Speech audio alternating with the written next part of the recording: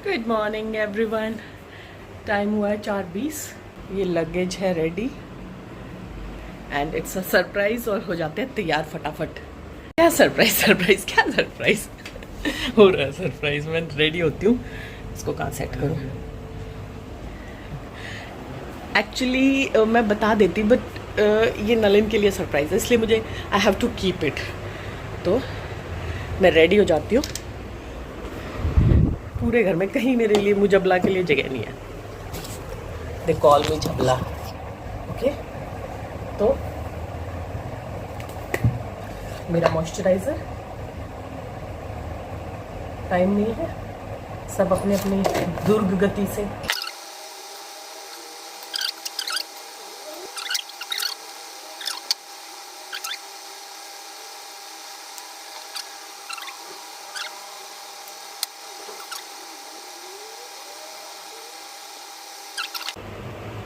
और बस निकल रहे हैं। काजल बाहर आ गई है आँख से, can't help. This is my outfit. जय श्री राम। चलो जी।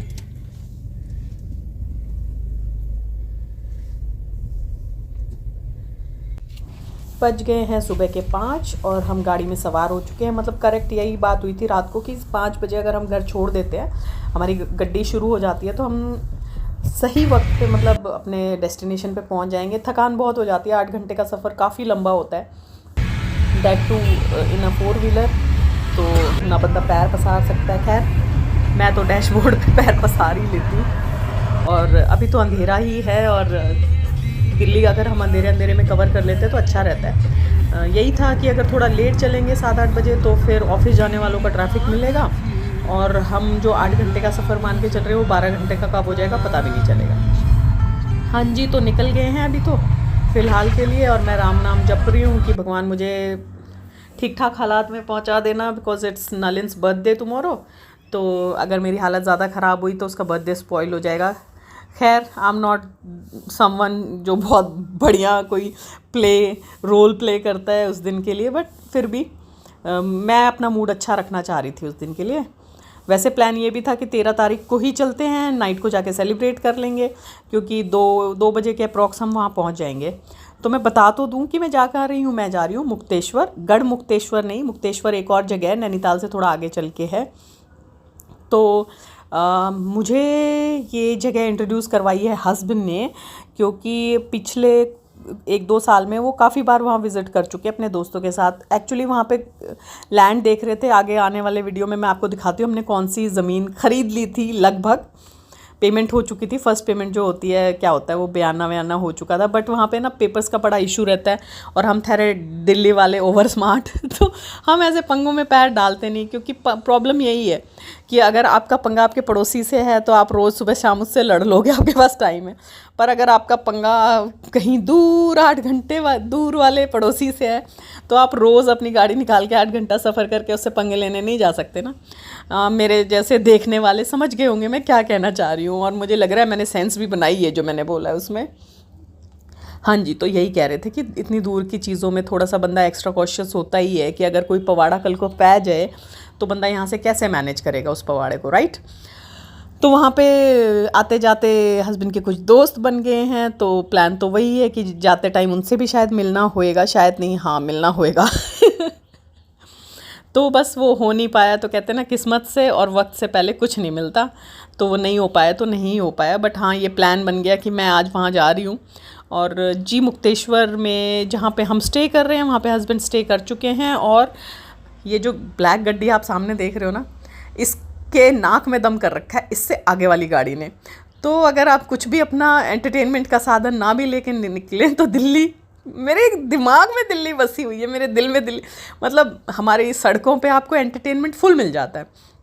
मतलब थ्रू आउट कोई ना कोई ऐसा बंदा मिल ही रहा था रास्ते में जो या तो हमारी नाक में दम कर रहा था या हम उसकी नाक में दम कर रहे थे। आप देख रहे हो उसने इसकी लाइफ स्ट्रगल बना दी है। शायद ये सियाज गाड़ी थी, क्रेटा थी आई थिंक, सियाज मतलब मैं दूर की कौड़ी लेके आती हूँ, क्रेटा थी और उसको निकलना था आगे, भाई निकलना था, उसकी मर्ज़ी।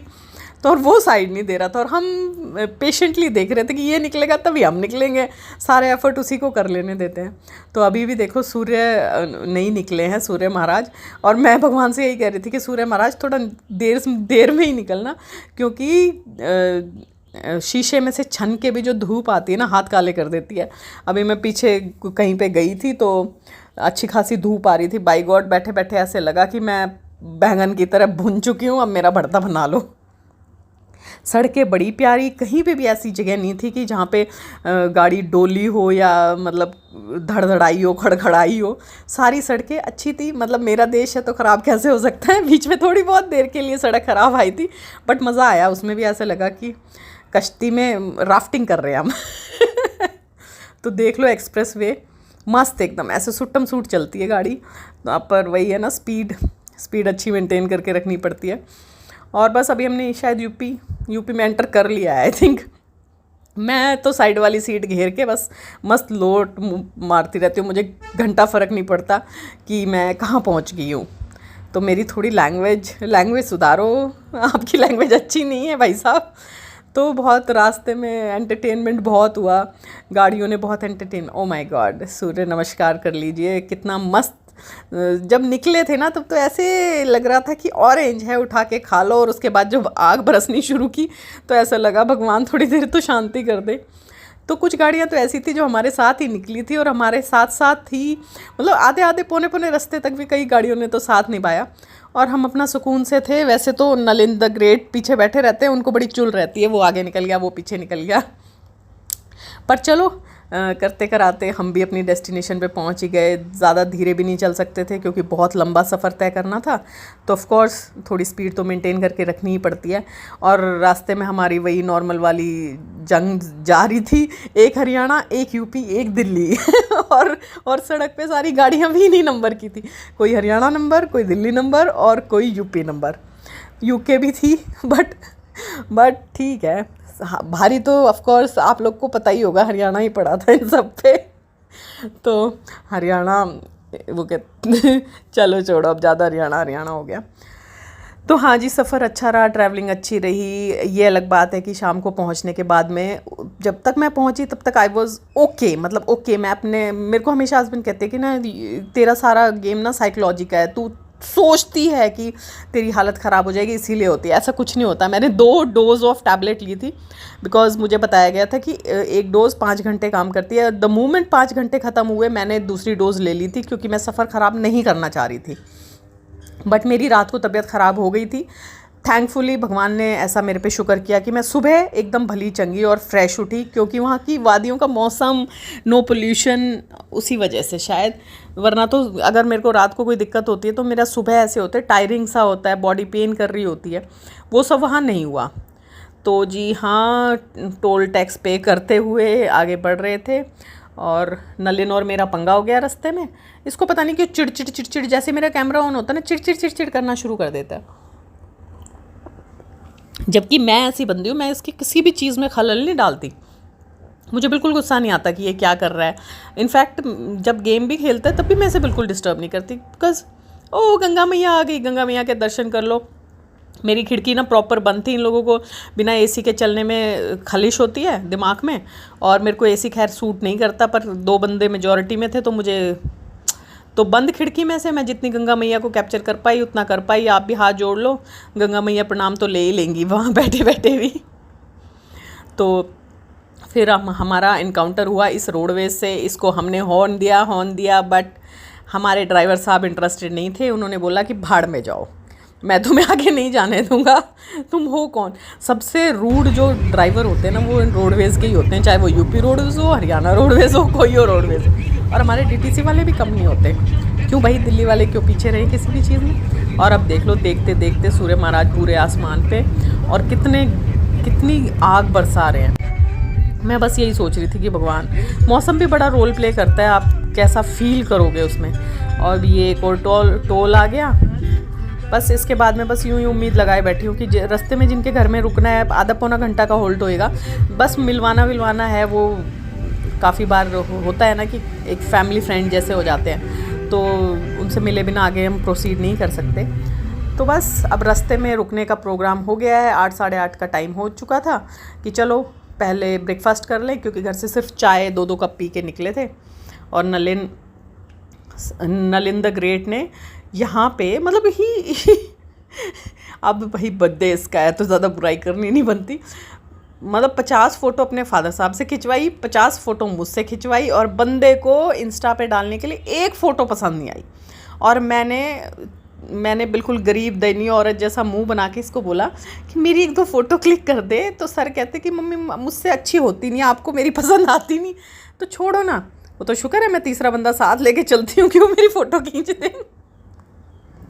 तो ये जो यहाँ पे टेबल पे ना एक कंटेनर पड़ा था, वो नहीं होता पेपर और वो डिस्पेंसर टाइप का, तो मैंने उसको बोला, मैंने कहा ये हटा दे यार, ये सॉल्ट का डिस्पेंसर। कहता है पेपर का डिस्पेंसर है। मैंने कहा ये सॉल्ट का है, इसमें सॉल्ट होगा।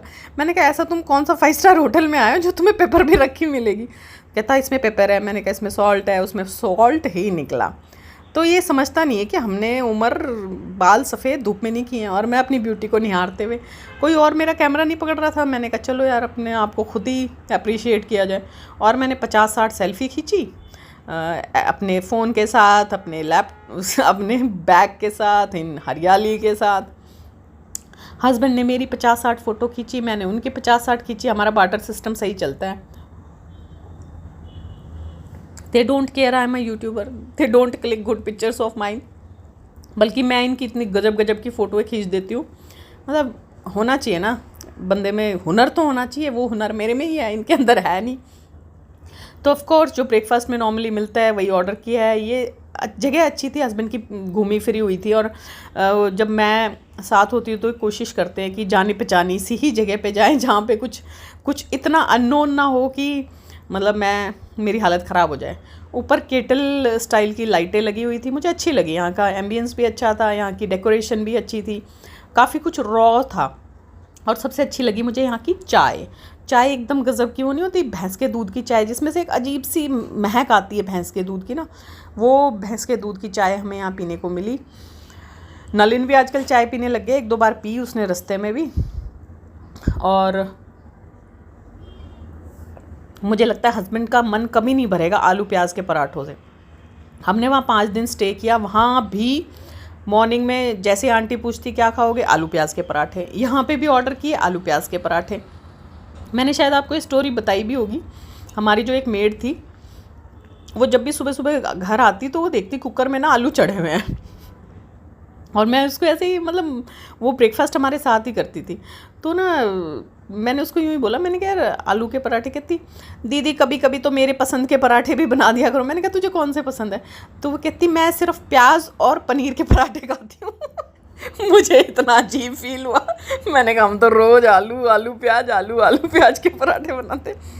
तो हस्बैंड इज़ लाइक एवरीथिंग आलू, he can do anything for आलू। तो आलू इज़ पर्सनल फेवरेट। पर ठीक था, टेस्ट मतलब फ्रेश थे। क्योंकि 2-3 बार हस्बैंड यहाँ पे रुक के खाना खा चुके हैं, ब्रेकफास्ट कर चुके हैं। दोस्तों के साथ जब भी आते हैं तो यहीं रुकते हैं। अतिथि नाम है शायद इस ढाबे का।